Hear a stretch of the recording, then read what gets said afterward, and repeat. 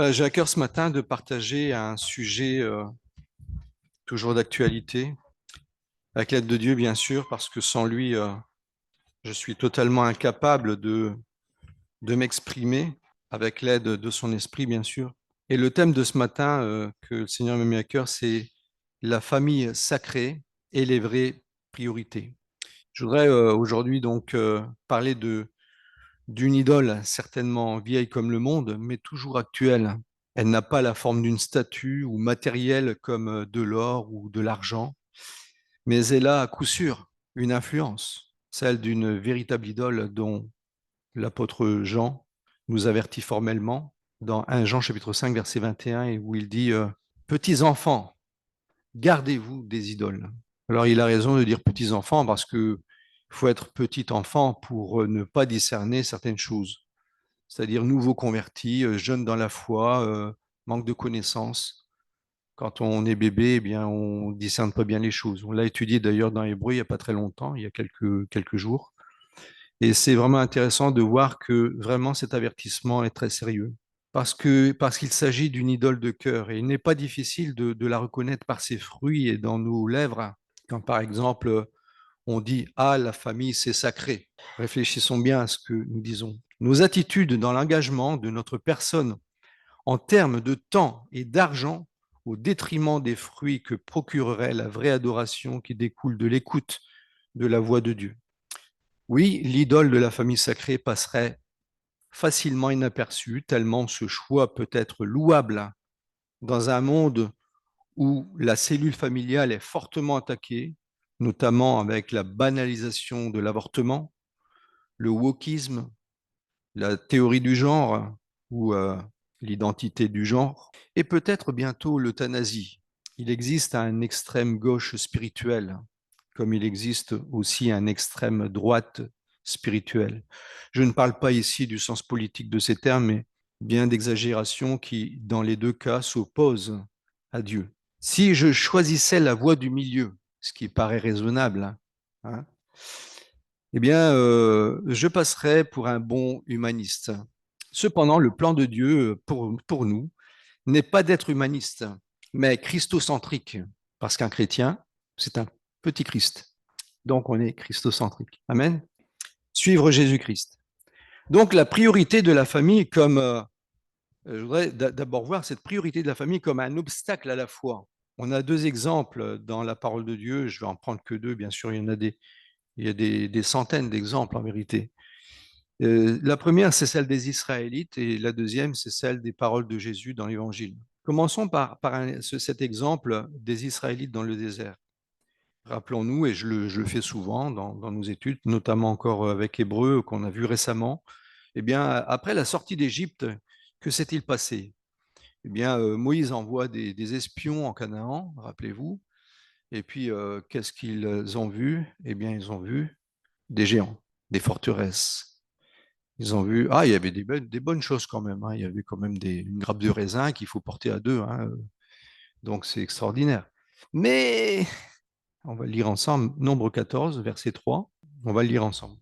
On va lire donc le verset 3 au verset 33, Nombre 14. Donc ces 12 espions revenus de Canaan vers la base, le campement, eh bien, ils vont commencer à dire, ouais, on a vu des géants, on a vu ces forteresses, on va se faire massacrer. 10 sur 12, on dit, on va se faire massacrer. Et le peuple qui entend ces paroles, même si Josué et Caleb ont dit, ben non, le Seigneur il est avec nous, vous avez bien vu qu'on nous a délivrés de l'Égypte, du Pharaon, il nous a délivrés même de la mer Rouge, puisqu'on l'a traversée à pied sec, et le Seigneur sera avec nous. Et le peuple, qu'est-ce qu'il a répondu? Verset 3, pourquoi l'Éternel nous fait-il entrer dans ce pays pour tomber par l'épée? Nos femmes et nos petits-enfants deviendront une proie. Ne vaut-il pas mieux pour nous retourner en Égypte? Et ils se dirent l'un à l'autre, donnons-nous un chef et retournons en Égypte. Vous n'entrerez pas dans le pays que j'avais promis de vous faire habiter, excepté, donc verset 30, là c'est au verset 30, excepté Caleb, fils de Yéphuné, et Josué, fils de Nun. Verset 31, Et vos petits-enfants dont vous avez dit, ils deviendront une proie, je les y ferai entrer et ils connaîtront le pays que vous avez dédaigné. Verset 32. Vos cadavres, à vous, tomberont dans ce désert et vos fils seront nomades 40 années dans le désert et porteront le poids de vos infidélités jusqu'à ce que vos cadavres soient tous tombés dans le désert. C'est face aux obstacles de la vie que se révèlent nos vraies motivations spirituelles. Ces obstacles qu'on peut appeler aussi des épreuves, hein. Dieu permet l'épreuve dans notre vie, c'est justement pour éprouver quoi? Notre foi, notre attachement ou détachement de Dieu, pour voir si vraiment nous sommes fidèles. Et d'après ses choix, eh bien, Dieu va nous bénir ou nous maudire. On est d'accord, hein? Et donc là, c'est un exemple très fort, je trouve. Je pense vraiment que c'est un bel exemple parce qu'il y a une préoccupation qui peut paraître tout à fait louable, hein. Ah, nos enfants, on va se faire tuer, nous, nos enfants, comme si Dieu ne se préoccupe pas de nous et de nos enfants. On est d'accord? Comme si Dieu était incapable de s'occuper de notre famille. Et donc, eh bien, comme ils n'ont pas cru, tout simplement, eh bien, ils vont vivre une malédiction, ils vont mourir dans le désert. Toute cette génération qui était sortie d'Égypte, eh bien, ne verront pas Canaan, sauf deux personnes, pas même Moïse, mais Josué et Caleb, les deux espions seuls qui ont cru qu'ils auraient gagné, qu'ils auraient eu la victoire parce que Dieu est avec eux. Donc, on voit ici finalement désobéissance, rébellion, retournons en Égypte et conséquence, la mort dans le désert. Ensuite, on voit que la famille est la parole de Dieu dans l'Évangile. On voit l'exemple de Jésus dans Luc chapitre 11, verset 27, que j'aimerais lire avec vous aussi. Luc 11, verset 27. Tandis que Jésus parlait ainsi, une femme éleva la voix du milieu de la foule et lui dit, heureux le sein qui t'a porté et les mamelles qui t'ont allaité. Mais il répondit, heureux plutôt ceux qui écoutent la parole de Dieu et qui la gardent. C'était une belle chose, n'est-ce pas? Heureux les mamelles qui t'ont... Ah, parce que Jésus, il parle bien. On est là, on est tous à écouter, la bouche ouverte, on est émerveillé de ce qu'il dit. Et donc, une personne, une femme, eh bien, dit ça, heureuse, heureux le sein qui t'a porté, les mamelles qui t'ont allaité. Et la réponse du Seigneur est surprenante. Il n'a pas contesté le fait que Marie, sa mère, ait eu un grand bonheur. Il ne dit pas le contraire. Mais il élargit le champ de ce bonheur et déclare que pour être heureux, il fallait plutôt écouter la parole de Dieu et la garder. Amen. Autrement dit, le bonheur de Marie était plus grand du fait qu'elle avait cru en Christ et l'avait suivi, plutôt qu'au privilège d'avoir été la mère de Jésus. Les liens du sang sont moins importants que ceux de l'esprit. Cette déclaration devrait suffire à réduire au silence, ceux qui font de Marie un objet d'adoration. Ben oui, parce que ce n'est pas juste le fait qu'elle ait mis au monde le Seigneur. Elle a aussi reconnu qu'elle avait besoin d'un sauveur, puisqu'elle, dans sa prière, eh bien, elle le reconnaît comme étant le sauveur que Dieu envoie pour le monde. Alors, ceci étant dit, le fait que quelques individus d'une famille reçoivent la parole de Dieu et découvrent la paix de Dieu dans leur cœur ne signifie pas que cette famille va vivre en harmonie. On est d'accord? Parce que Jésus a dit dans Matthieu chapitre 10, d'ailleurs, ne pensez pas que je sois venu apporter la paix sur la terre. On pense que dès lors qu'une personne se convertit dans une famille, eh bien tout le monde, ça va être la paix en famille. Non, on voit exactement le contraire. Et Jésus le dit dans Matthieu 10 d'ailleurs, ne pensez pas que je sois, verset 34, hein, que je sois venu apporter la paix sur la terre. Je ne suis pas venu apporter la paix, mais l'épée. Car je suis venu mettre la division entre l'homme et sa mère, entre la fille et sa mère, entre la belle-fille et sa belle-mère.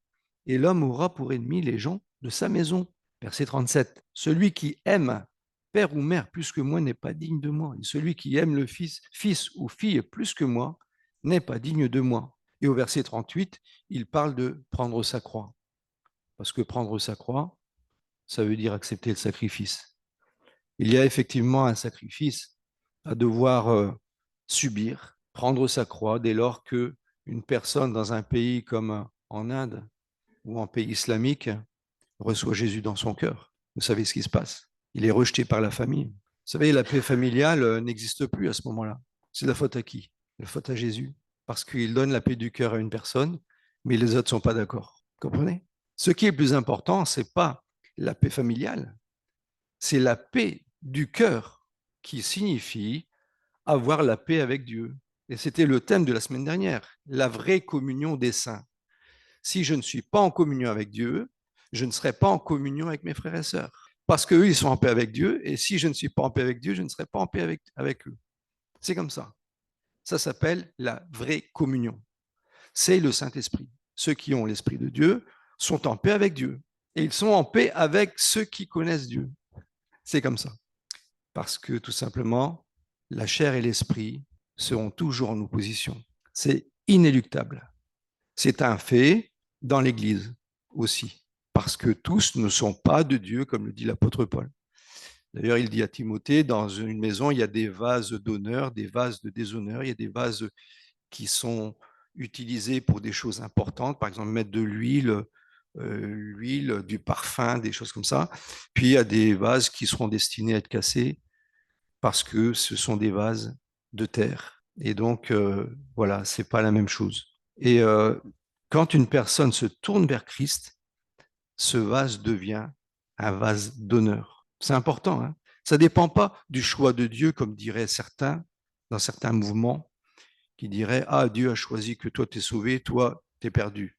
Judas, par exemple, lui était perdu, donc c'est le fils de perdition, mais je rappelle que c'est juste parce que Dieu savait que Judas ne se serait pas converti qu'il l'appelle fils de perdition, mais non pas parce que Dieu avait décidé que Judas serait perdu. Comprenons bien cela. Donc, ça peut être exactement le contraire d'une belle harmonie. Les chrétiens, donc, comme je disais à l'instant, issus de l'hindouisme ou de l'islam, on voit ce qui se passe aujourd'hui. Il suffit de regarder un petit peu 2 minutes, porte ouverte, et vous allez comprendre. La Bible nous dit qu'il n'y a pas de paix pour le méchant. C'est dans Ésaïe, on ne va pas le prendre. C'est-à-dire donc celui qui aime vivre dans son péché. Et il n'y a donc pas de communion entre la chair et l'esprit. Et rappelons que l'objectif de Dieu, c'est avant tout de donner la paix du cœur à chacun et non pas la paix en famille à tout prix. La paix du cœur parce qu'ils reconnaissent ce que d'ailleurs veulent nous rappeler les symboles, que Christ est mort pour nos péchés et c'est ce sang de Jésus qui rétablit la paix avec Dieu. Ensuite, nous avons la famille et la volonté de Dieu. Dans Luc chapitre 2, verset 49, eh bien, Jésus, il a 12 ans dans ce passage. Il va dans le temple. Rappelez-vous ce qui s'est passé. Ses parents ont cherché après lui et ils ne l'ont pas vu pendant plusieurs jours. Et alors, à un moment donné, il le retrouve dans le temple et il dit à ses parents, verset 49, pourquoi me cherchiez-vous? Ne saviez-vous pas qu'il faut que je m'occupe des affaires de mon Père? Dans ce verset où Jésus est retrouvé dans le temple, il n'avait donc que 12 ans. Pourtant, les premières paroles rapportées dans la réponse du Seigneur montrent qu'il était pleinement conscient de son identité de fils de Dieu et de sa mission divine. Jésus savait pourquoi il était là, à 12 ans. Amen. Pourquoi me cherchiez-vous? Vous ne saviez-vous pas qu'il faut que je m'occupe des affaires de mon Père? Et Marie avait dit, ton Père et moi. Mais Jésus répond, les affaires de mon Père. De quel Père s'agit-il? Ben oui, du Père céleste, qui a dit un jour, il faut que tu deviennes le sacrifice et que tu ailles sur terre pour mourir pour eux. Jésus le savait, tout ça. Et durant son ministère, au chapitre 12 de Matthieu chapitre 12, verset 46, comme Jésus parlait encore à la foule, sa mère et ses frères se tenaient dehors et cherchaient à lui parler. Quelqu'un lui dit, ta mère et tes frères se tiennent dehors et cherchent à te parler. Alors il est occupé avec la foule, en train de parler à des milliers de personnes, et on vient lui dire, ta mère et tes frères veulent te parler. Et Jésus répond, verset 48, qui est ma mère et qui sont mes frères? Puis il étendit la main sur ses disciples et dit, voici ma mère et mes frères. En effet, quiconque fait la volonté de mon Père qui est dans les cieux, celui-là est mon frère et ma sœur et ma mère. Amen. Puissions-nous dire Amen de tout notre cœur, parce que c'est vraiment la parole de Dieu, c'est l'évangile que je suis en train de dire. Ce n'est pas une parole de Louis, là, c'est l'évangile. Ces versets décrivent un incident apparemment banal, la famille de Jésus qui vient pour lui parler. Alors pourquoi? Pourquoi ils veulent lui parler? Eh bien, peut-être Marc fournit un indice intéressant. Certains des proches de Jésus euh, prétendaient qu'il était hors de lui, un peu fou, insensé, il avait perdu le sens. Alors il venait de faire quoi? Il venait juste de délivrer un homme d'un esprit démoniaque et les pharisiens ont commencé à dire, et vous savez, quand on répète 100 fois quelque chose, c'est pris pour la vérité. C'est par Belzébul qui chasse les démons. Et alors, c'est arrivé aux oreilles de la famille, et puis ils ont dit, ouais, il a perdu la tête. Et donc, on va aller le chercher. Et c'est dans Marc chapitre 3, verset 21, donc, et verset 31 à 34, nous parle de cette vérité. Sa famille vint donc peut-être aussi pour le ramener à la maison. Dans Jean chapitre 7, verset 5, nous lisons qu'en effet, ses frères non plus ne croyaient pas en lui. Jean 7, 5. Ses frères ne croyaient pas en lui. C'est étonnant, n'est-ce pas? Quand il apprit que sa mère et ses frères attendaient dehors pour lui parler, Jésus répondit, donc, qui est ma mère et qui sont mes frères? Puis désignant sa fille, ses disciples, il dit, quiconque fait la volonté de mon Père qui est dans les cieux, celui-là est mon frère, ma sœur et ma mère. Donc, il met en évidence la vraie famille spirituelle. Et encore une fois, ce qui est le plus important. Parce que quand on considère Dieu dans toutes nos voies, la volonté de Dieu dans toutes nos voies, eh bien, nous pouvons considérer la suite, c'est-à-dire l'héritage de toutes les bénédictions que Dieu veut donner à ceux qui lui font confiance. Et là, eh bien, c'est la bénédiction jusqu'à la millième génération dont parle Moïse dans Exode chapitre 20, n'est-ce pas? Et donc, Dieu veut bénir, mais dès lors que nous le mettons en priorité. Je pourrais même citer, vous savez, cette histoire tellement fondamentale, tellement reprise dans toute la Bible, le sacrifice d'Abraham. Vous vous rappelez? Dieu lui dit, offre-moi ton fils. Non, Isaac. Isaac, c'est bien le fils de la promesse. Et Abraham, qu'est-ce qu'il a fait? Il a dit non. Il a dit non. Il a dit oui. Parce qu'il savait que Dieu peut ressusciter son fils. Parce que Dieu a fait une promesse, il dit, tu auras une descendance comme les étoiles du ciel, comme le sable de la mer. Si Dieu est capable de faire ça, ben, il peut ressusciter mon fils. Voilà. Ça, c'est la parole la foi, de la foi. Donc, si Dieu demande quelque chose, c'est qu'il ne se rétracte pas par rapport à une promesse. Il va l'accomplir autrement. Amen. Pour hériter les bénédictions divines, Marc chapitre 10, verset 28 à 30, on peut lire ces trois versets. Pierre se mit à lui dire à Jésus, voici que nous avons tout quitté et que nous t'avons suivi. Jésus répondit, en vérité, je vous le dis, il n'est personne qui ait quitté à cause de moi et de l'évangile, maison, frère, sœur, mère, père, enfant ou terre, et qui ne reçoive au centuple, présentement dans ce temps-ci, des maisons, des frères, des sœurs, des mères, des enfants et des terres, avec, bien sûr, des persécutions.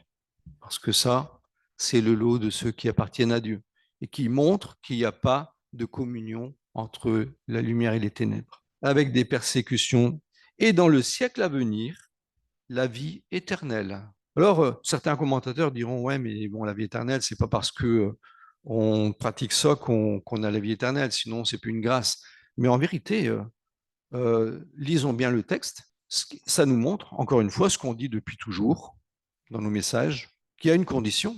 Et la condition, eh bien, c'est que la foi, eh bien, qui n'est pas pratiquée, n'existe pas. Donc, c'est si ta foi est pratique, alors tu vas renoncer à toi-même, tu vas prendre ta croix et tu vas suivre Jésus. Donc, la vie éternelle est la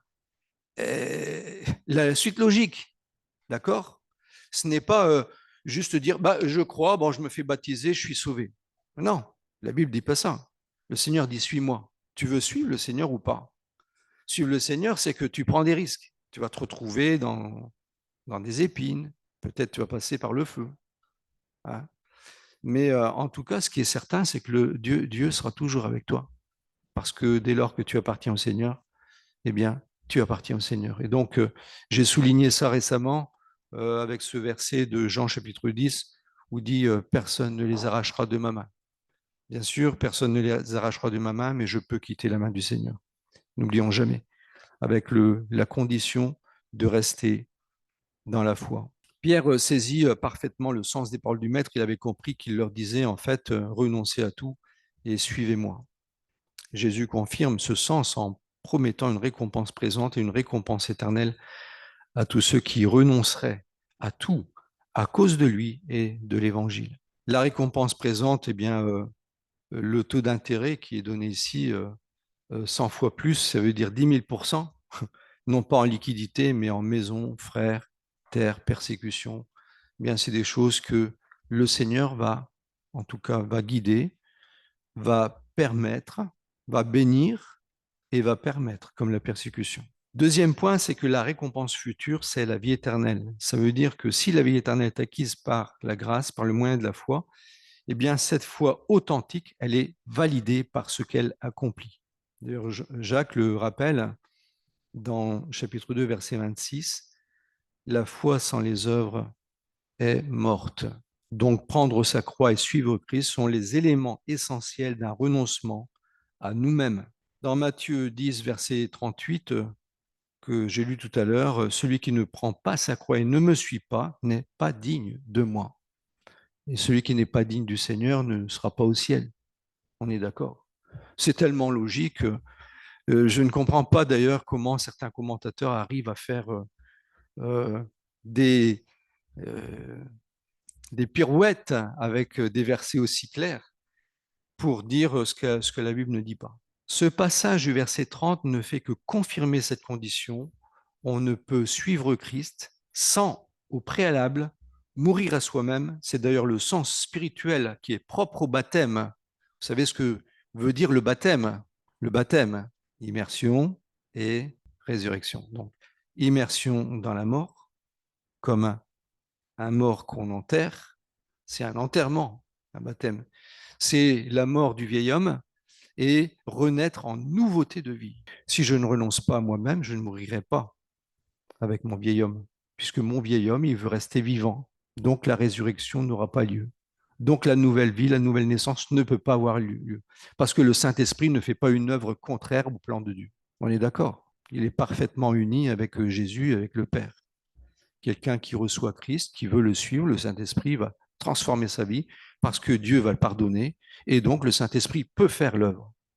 Mais dès lors qu'une personne a des réticences, ah, moi d'abord, ma famille d'abord, ça d'abord, ma carrière d'abord, eh bien, le Seigneur dit, OK, hein, pas de problème, tu fais ce que tu veux, tu fais ce que tu veux, mais sache que un jour, on se verra. Un jour, on se... Conclusion, Matthieu 22, verset 37, Jésus reprend ce passage très connu qui est appelé aussi le Shama dans une récitation hébraïque. Tu aimeras le Seigneur ton Dieu de tout ton cœur, de toute ton âme et de toute ta pensée. C'est le premier et le grand commandement. Le cœur de l'adoration, c'est la soumission. J'adore pas Dieu si je ne me soumets pas à Dieu. Je peux aller au culte tous les dimanches. Je peux louer le Seigneur à tue-tête. Si je ne suis pas soumis au Seigneur, ça ne sert à rien. On est d'accord, ça. Parce que l'obéissance, la soumission, c'est l'obéissance. Je me soumets à Dieu, je l'écoute. Mais je l'écoute pas pour oublier tout ce que j'ai entendu à la sortie du culte ou dans ma lecture personnelle, quand je lis la Bible le matin ou le soir, ou quand j'ai l'occasion de l'entendre en MP3, parce que je l'écoute aussi en MP3 quand je jardine, eh bien, c'est toujours une occasion d'entendre la parole de Dieu. Mais si je l'écoute pour, bon, pas plus que ça, hein, eh bien, ça ne sert à rien. Mais si je l'écoute parce que j'ai envie de changer quelque chose de ma vie pour plaire à Dieu, et là, tout change. Là, je le permets de transformer ma vie. Je permets au Saint-Esprit de faire une œuvre, de transformer ma vie à l'image de Christ. Et là, tout change. Le cœur de l'adoration, c'est la soumission, et la soumission, c'est l'écoute et l'obéissance. Écoute, ô Israël, tu n'auras pas d'autre Dieu. tu aimeras le Seigneur ton Dieu de tout ton cœur, de toute ton âme et de toute ta pensée. 1 Timothée chapitre 5, verset 8, il est intéressant de mettre en évidence que c'est pas parce que on parle de cette manière qu'on oublie la famille. Bien au contraire. Bien au contraire. Puisque nous avons reçu un cœur de chair plutôt qu'un cœur de pierre, ça veut dire quoi? On est plus sensible à la famille, aux besoins vitaux de la famille, aux choses nécessaires de la famille. Si quelqu'un n'a pas soin des siens, surtout de ceux de sa famille, il a renié la foi et il est pire qu'un infidèle. Voyez? Parce que les infidèles, ils savent aussi s'occuper de leur famille. Donc, si un chrétien ne sait pas s'occuper de sa famille, il est pire qu'un infidèle. Ça veut dire même qu'il a renié la foi. C'est intéressant ce passage. La soumission à Dieu nous permet d'équilibrer nos vies et de savoir comment prendre soin des nôtres sans que le témoignage soit affecté. Dieu nous nous conduit dans cette direction-là. On a tout intérêt à s'intéresser à nos enfants, non pas leur inculquer le désir d'une réussite de carrière, mais surtout leur inculquer la crainte de Dieu, croyez-moi. Parce qu'aujourd'hui, l'influence du monde par rapport à ces choses-là, eh bien, a des incidences très fortes. Et nous avons tout intérêt à être des exemples d'authenticité, de l'amour de Dieu et de la crainte de Dieu dans nos propres vies. Parce que si nous ne l'avons pas, nos enfants peuvent le voir et ils le verront. Ici, eh bien, dans ce passage de Timothée, de Paul à Timothée, eh bien, on voit que la foi du jeune Timothée, elle était inspirée de deux personnes. C'est l'apôtre Paul qui le dit. Dans 2 Timothée chapitre 1 verset 5, je garde aussi le souvenir de la foi sans hypocrisie qui est en toi, Timothée, et qui habita d'abord dans ton aïeul Loïs et dans ta mère Eunice. Comme j'en suis persuadé, elle habite aussi en toi. Ça veut dire quoi? Ça veut dire que la crainte, la foi qu'il y avait chez la mère et la grand-mère de Timothée a atteint Timothée de manière à ce que Timothée devienne un jour, comme il l'a été là, on le voit là, il est devenu un équipier de l'apôtre Paul. Demandons au Seigneur de nous montrer ce piège de cette idole qui bien souvent peut exister dans nos familles, dans nos propres vies. Toutes les fois où nous mettons la famille comme prioritaire avant Dieu et finalement d'en faire une idole qui nous empêche d'adorer en parole et en acte pour suivre et pour servir notre Seigneur, lui qui a donné sa vie pour nous et qui revient très bientôt. Amen. Puissions-nous vraiment prier pour chacune de nos vies, que Dieu nous montre toutes ces fois où il y a une pierre d'achoppement qui nous empêche de nous approcher de Dieu, de rechercher Dieu et de pratiquer la volonté de Dieu. Amen.